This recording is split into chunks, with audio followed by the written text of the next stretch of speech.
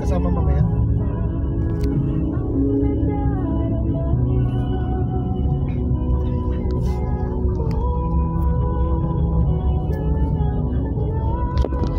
Gabi doon.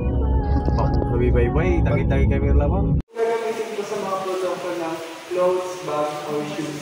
Dahil yung mga typical na ginagamit ko doon ay doon pa. Ay, ang dami! Sabi mo ko dati. Huwag mo ano yung kamay mo. Diyos ko bro, wag. mga nocturnal animals po sila, so they are mostly active at night, pero hindi po ibig sabihin natulog po sila ngayon.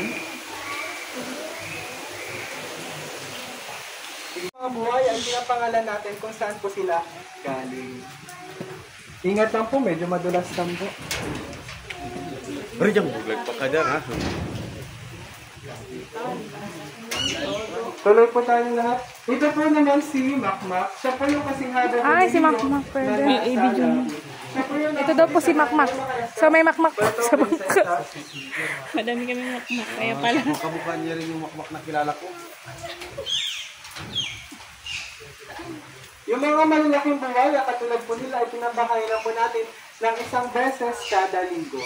Dahil ang mga buwaya po, pag nasa wild, they can live about 6 na buwan hanggang 1 taon without eating po.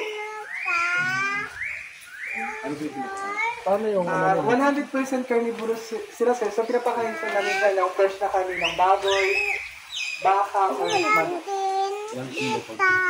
Sabihin natin sir, ang isang buhay ay may bigat na 5 kilograms, so 5 kilo po.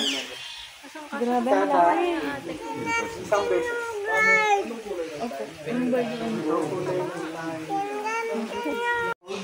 Ng mga Philippine crocodile. Lahat po ito yung mga malaki sa unahan ay mga short cutter crocodile po yan. Iba po yung size ng Philippine crocodile, which is napakaliit lamang din.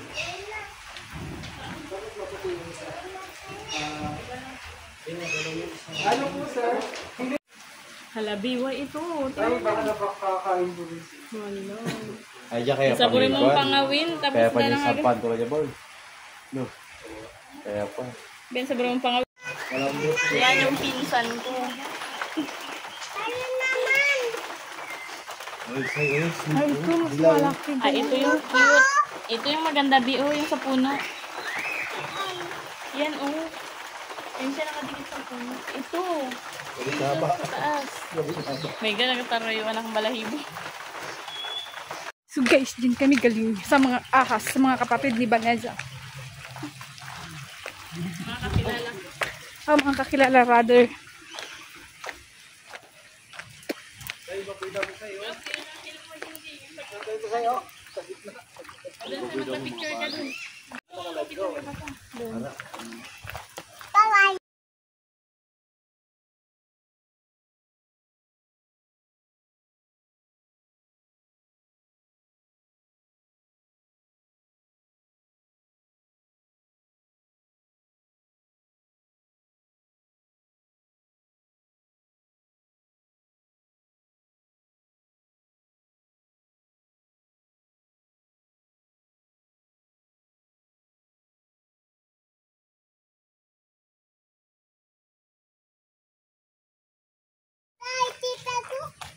Opo.